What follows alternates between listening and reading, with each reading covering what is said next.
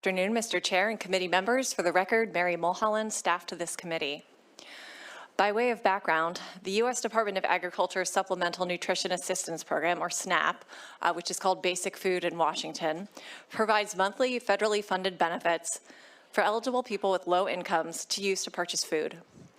During the COVID-19 public health emergency declaration, the federal government temporarily increased its financial support of basic food.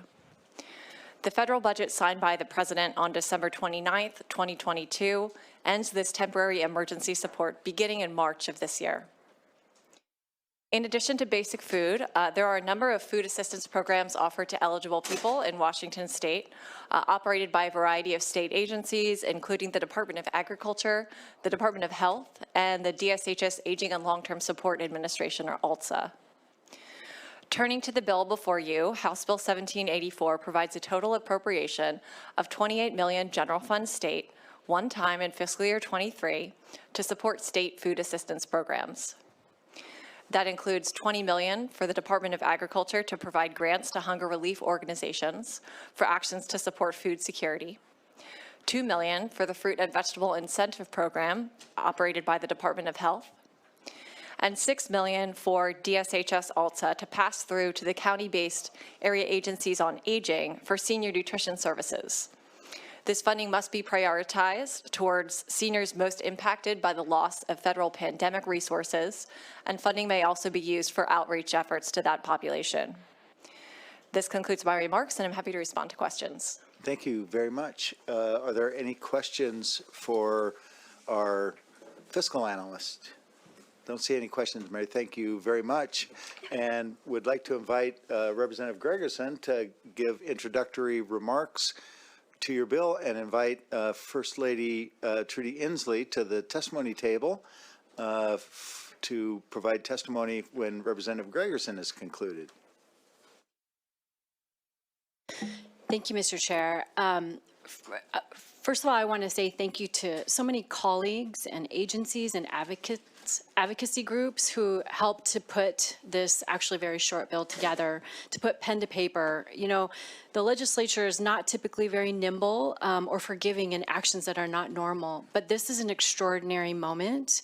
You heard from the briefing that we have over 1 million people in Washington state who are relying on some type of food-related benefit, and we can call that a hunger cliff for purposes today. And this legislation is really trying to make sure that we provide those dollars that are necessary to keep food on the food bank shelves, support our senior nutrition programs, and it'll be a few months earlier than our typical budget cycle, so that's why this is a big ask. But if you agree with me that no one should be in pain or suffering in this state, we are a very prideful state, and this is something that we can do together. So I urge you to support this bill. Thank you, Mr. Chair. Thank you, Representative Gregerson. And First Lady Inslee, it's very nice to have you in front of the Appropriations Committee. Thank you for taking the time to come before us. We're very interested in hearing from you. Well, thank you, Mr. Chairman. And for the record, I am Trudi Inslee of the 23rd Legislative District in support of HB 1784. It truly is an honor for me to be here today to request your passage of this legislation.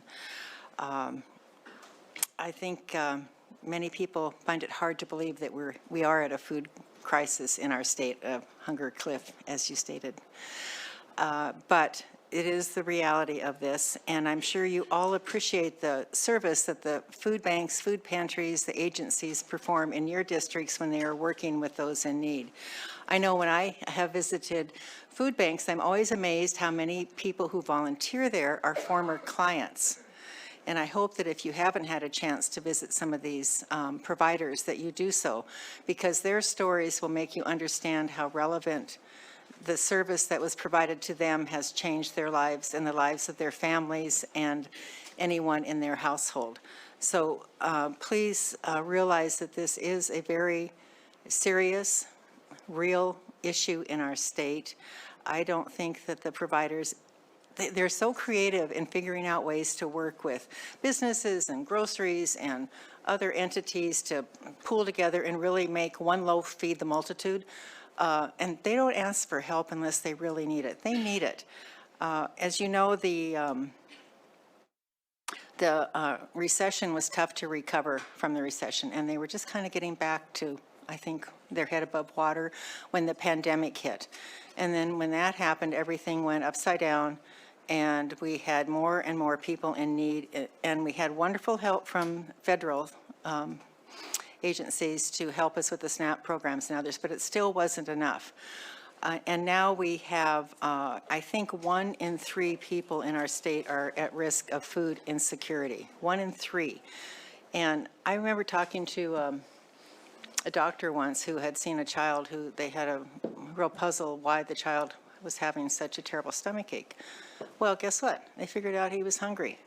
He'd never known anything but hunger. He went to bed every night with a stomachache because he was hungry. I mean, that is really sad and terrible and something that we should not allow to happen in our state. So I am asking you to really give this your full support. Food prices are going up. The need is going up at the same rate, and disproportionately among seniors, children, and communities of color. They need immediate help. You are the leaders. I know you can do this. You're going to make, this is not a partisan issue. This is something that everyone, we could be in the other shoes, and many people have lived month to month and realize it's terrible to have to make a choice where your dollars go. Food, rent, medicine, whatever. We can help with the food. Please do that. I have a pin on today from a late friend, Jane Jacobson of Vancouver, and her motto was, "What good shall I do with this day?" And so what I'm asking you is to do something good this day and vote for this legislation. Thank you. Thank you very much to our First Lady. Appreciate you taking time to come and join us and weigh in on a very important issue. Thank you. And we will now ask Madam Council for any amendments we have for